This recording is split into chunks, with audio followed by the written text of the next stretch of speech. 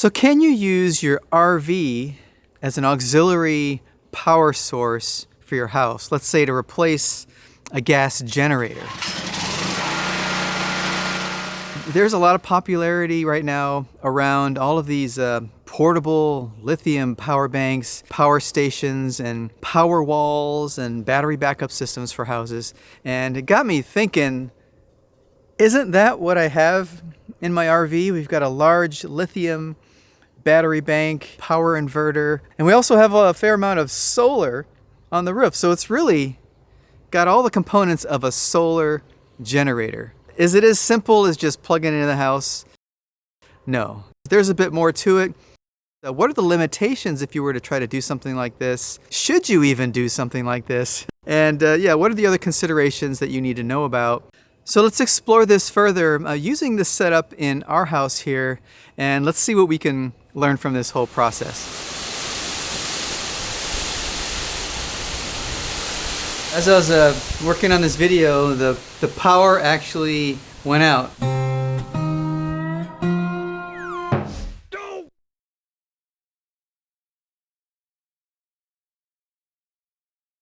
Now, since we're primarily dry camping when we're out RVing, we've decided to invest a lot into retrofitting our RV with lithium batteries, a large inverter, solar panels, everything that will allow us to be able to live and power everything that we need in the RV off grid. Since we're not full-time RVers, our RV sits at home, a lot of times when we're just not out traveling.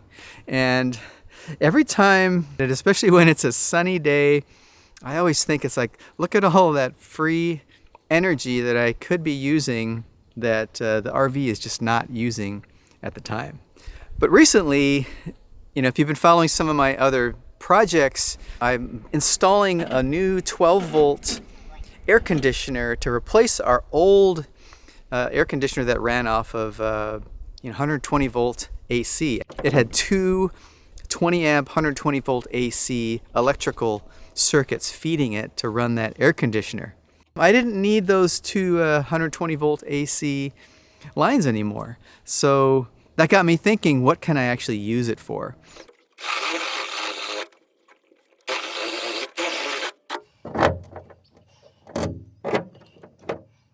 I decided to actually wire them to an auxiliary plug that's kind of hidden back here that I could use to maybe help friends out if they want to power their RV, or I could use it as an auxiliary plug to plug other things into.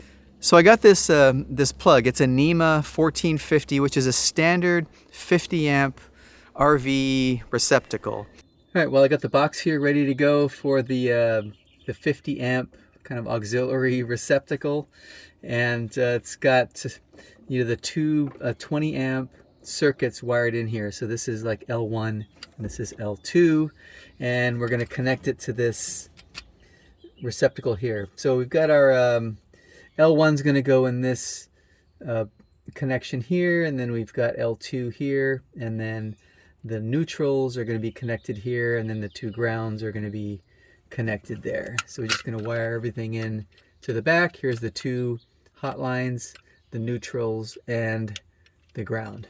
It got me thinking, how else can I use this plug, to feed energy out of the RV?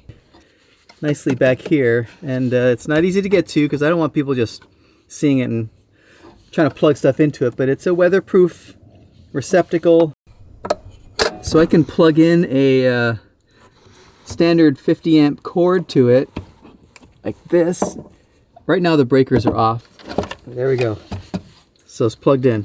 There are two breakers that were actually powering the air conditioner before. So the first thing you'll probably notice is that these are 20 amp breakers. So just because we have a 50 amp rated plug, with 6 gauge wiring and, capable of delivering 50 amps, it doesn't mean that we're going to push 50 amps over that cord. Keep that in mind. We'll come back to that later. But for now, know that we can basically turn off and turn on service to that plug from right here inside the panel. So we have some overcurrent protection here at 20 amps each. And you might also notice that right now, if we look at our servo, that we're not connected to shore power right now, so there's no grid power coming in. It's just batteries and a little bit of solar because it's cloudy and it's fall, and that's what we get.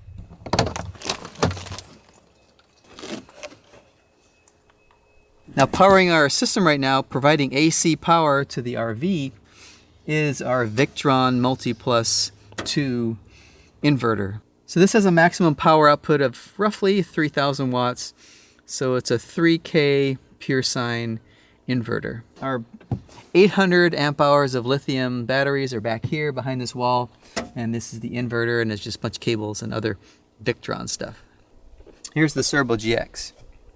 Now it's important to note here that this is just one inverter. And while it's providing AC power, while it's inverting, it's only outputting single phase 120 volt, 60 hertz AC power. When we're connected to shore power or say a 50 amp pedestal somewhere, then you're going to be getting 50 amp service as 240 volt split phase. So on our plug, we're going to have 120 volt AC on one of the hot lines and 120 volt AC on the other side. And that feeds both sides of our electrical panel here in the RV. That electricity is not being created by the inverter at that point. It's actually just being passed through from the grid. So when the shore power is not present, like got everything disconnected, you're on the road or dry camping somewhere, then the inverter is providing AC power from the DC electricity coming from your batteries. That's only single phase 120 volt AC. If you had two Victron Multi-Plus 2 inverters, there's a way, I believe, where you can connect them and program them so that you can generate split phase output. But you need two inverters to do that. In my case, I just have one. So single phase is what I get. So to sum that up, one inverter, single phase, and we have two 20 amp breakers on those hot lines going out. Now let's head inside and I'll show you what our electrical setup is in there. So none of this would even be possible without some kind of emergency backup power setup already in place, whether you have an interlock set up on your main panel or a sub panel or something like this.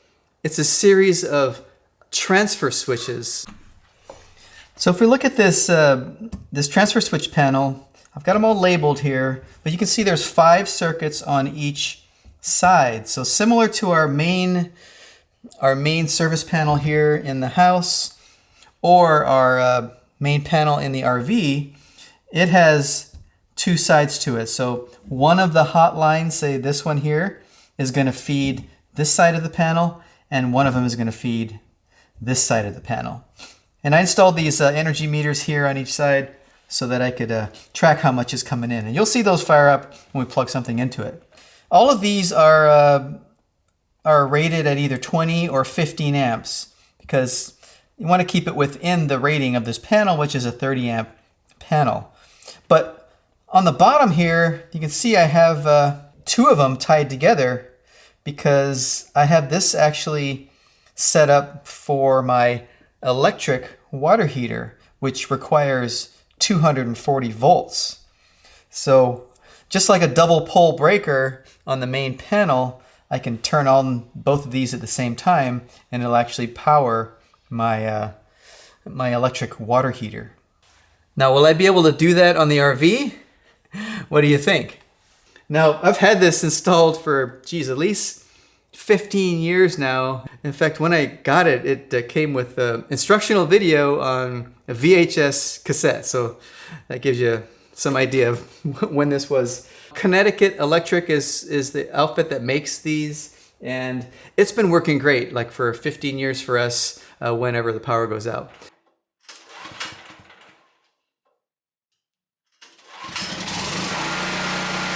So what I'll do is I'll fire up the generator, I'll plug this end into the generator, lock it in place, and then the other side here basically the female side plugs into this panel here, and it's got a similar plug and goes in, locks in place. And then at that point, I can start changing these, I guess, toggles or transfer switches over to generator power. There's two options, generator or line. Line is grid power. But the generator I have, it's actually a 7,000 watt generator that can output 240 volt AC. And it's actually split phase AC power. So I can get 240 volts out of it as opposed to just 120.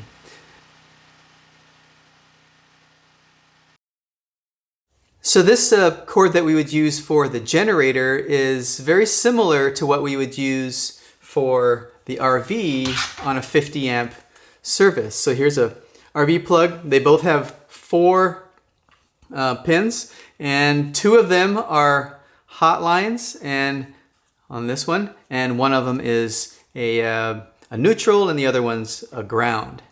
The only difference is that this one is rated for 50 amps, actually 50 amps on each one of these lines, and this cord is rated for 30 amps. Most generators, are basically rated for 30 amps, and that's 30 amps on each side. So if you add those up, it comes to around, 7,000 watts. Now remember that the 2 circuits wired to the other end on the RV are actually 20 amp. So if I have 20 amps on each side, that's, I guess, if I was maxing both of those out on both sides of this panel, it would be 40 amps total, and well within the rating of this plug, which is 30 amps on both sides.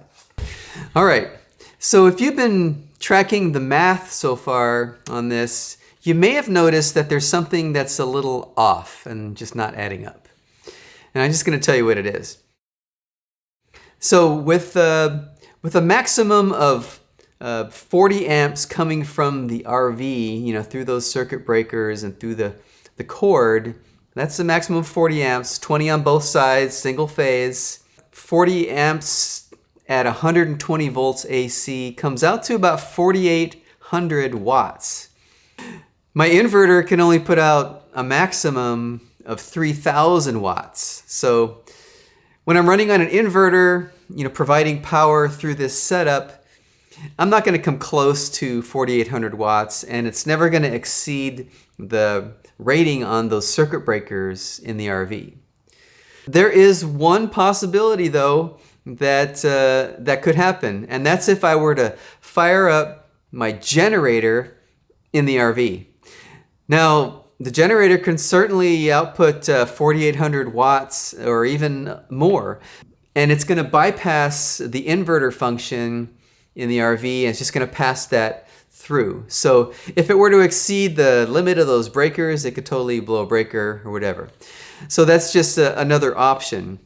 Also remember that my generator actually in the RV also only outputs single phase 120 volts AC. It has 2 outputs, but they're both single phase, similar to the way that we wired that plug. It's a single phase, just kind of a duplexed, 2 lines of single phase, and I have it set up so it's sharing a neutral and a ground. What do we do with that when it comes to this? We need to take a look at what a standard 50 amp output looks like from a grid source, and we'll take a look at what that split phase looks like, and then we'll compare it against what we're getting from the RV. All right, now I have my meters set up, and they're connected to a standard 50 amp receptacle here. So 240 volts, split phase coming from the grid. Right now I have the positive and negative on both of the hot lines. So let's hit the breaker on this, and we'll see what we get. Okay, here we go.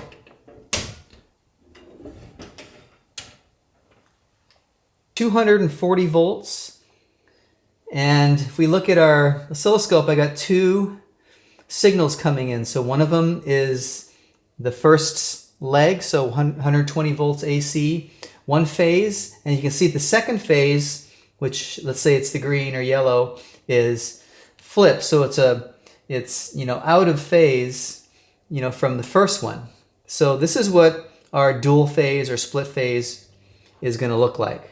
Now let's compare that to what we're actually going to get coming out of the inverter on the RV, on that plug. We'll hook it up the same way and see if you can guess what it's going to look like and how much voltage we're going to get.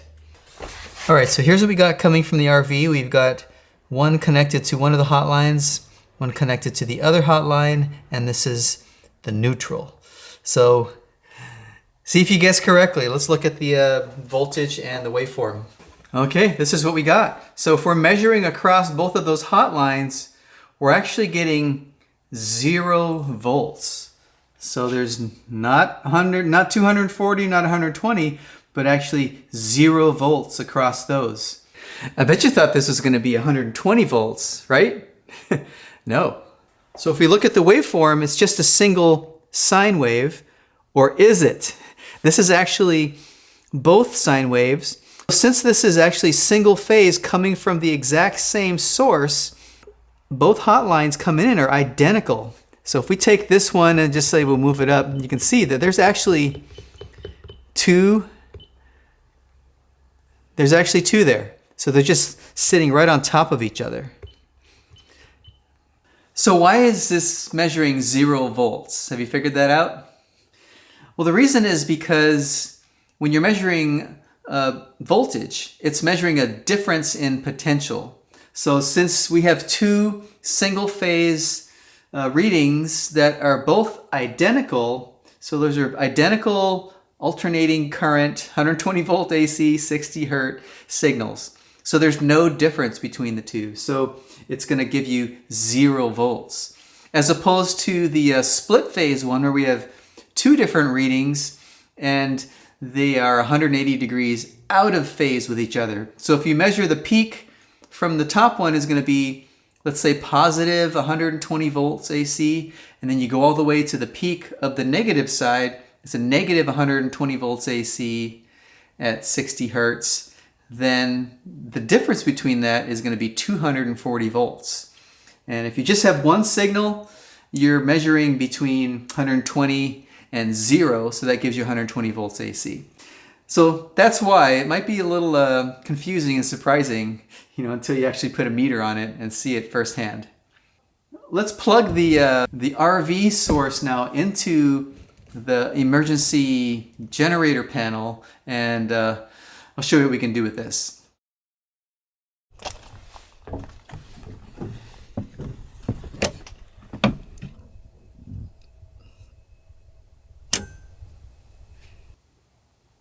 All right, so now let's actually simulate a little power outage. I'm just going to kill the lights in this area here. I'm not going to kill the whole house because my wife will freak out. But yeah, we'll hit this breaker here, then we'll switch it over to the auxiliary emergency power. So I think it's this breaker here. Oh, lights out. So now we'll switch it over to the auxiliary power. And we're back up and running.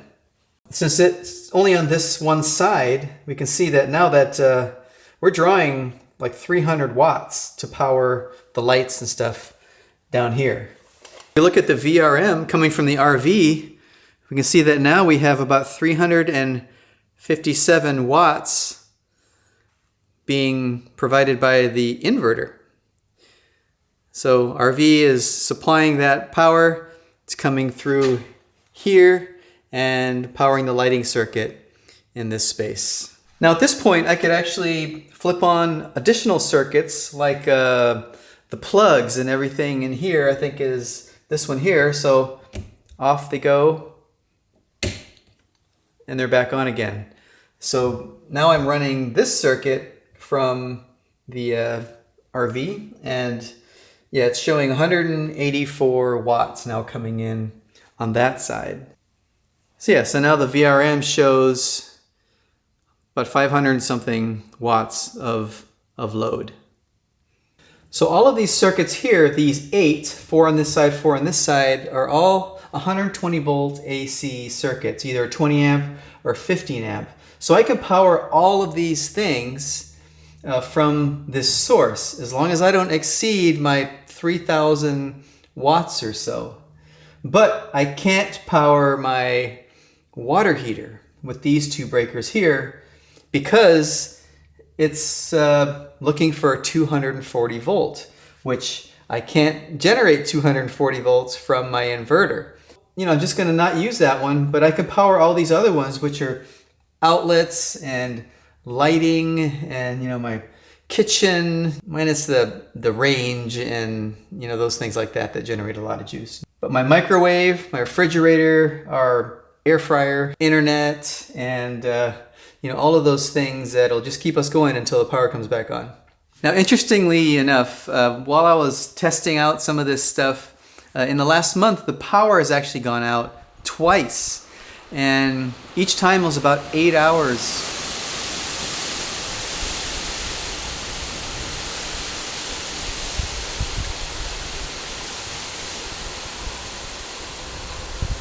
We're having a bit of a windy day, and it must have knocked out something somewhere and the power went out. So I was able to switch everything over here on my emergency loads panel, and actually it's right now being powered from the RV. So most of the plugs and critical stuff like refrigerator, kitchen stuff, internet, all that, lights, plugs are all being powered by the RV right now. So if we take a look at the VRM on the RV right now, it's pulling about 480 watts or so in the RV, and there's nothing on in the RV. Maybe just the Starlink is running, and yeah, there's no AC grid power or generator coming in. That's all to power the critical loads right now in the house. Now, even though I set this whole RV thing up kind of on a temporary basis, just for testing, just more of a proof of concept, I should point out that there are a couple other considerations that you need to take into account that are probably important to mention. First one is my RV is not being powered from any shore power right now, so it is only supplying power going out. So, you know, kind of like a generator, it's just outputting power. There's no hybrid function or UPS type of function right now going in. The other thing I should mention for you electrical folks out there is that there is an issue of the ground neutral bonding because the RV, the inverter, is actually creating that ground neutral bond every time the inverter kicks into inverter mode. Now, when it's not in inverter mode, when it's in pass-through, it functions like a sub-panel, and it uses the ground neutral bond here in the main service panel. But, you know, the way that RVs work is that they're primarily set up as a sub-panel with no ground neutral bond in the service panel in the RV. But if I fire up the generator, there is a ground neutral bond that the generator creates. If I fire up the inverter, there's a ground neutral bond that the inverter creates. So that, you know, does create a situation where I may have multiple ground neutral bonds in this whole setup, you know, one in the RV, one here. You know, the degree of where that's an issue, I'm not sure. I think it's anything that happens down there, it's going to trip those breakers. Anything that happens up here, it's going to trip either these breakers or the main service panel breakers. And anything in between is just a big cable. So yeah, I wanted to throw that out there, that that's definitely a consideration. Now, I can actually turn off the ground neutral bond relay in my multi+2 inverter, but I don't necessarily want to do that because when I'm running on the inverter not connected to this setup, I want that bond. So anything that happens, if there's any sort of ground fault, that it goes through the circuit breaker or the service panel and blows a breaker in the RV. So I just wanted to throw that out there too. You know, I think it's going to be good to just have this in my back pocket in you know, waiting for the next zombie apocalypse. At least we'll be powered up. It'll be one of several different alternative sources of power that I'll have. But yeah, let me know what you think. Leave a comment. And like I said, I'm going to be working on another little small battery backup power wall setup here very soon. So stay tuned for that. And I hope you learned something out of this video. Let me know. And thanks for watching. And I'll see you in the next one. Take care.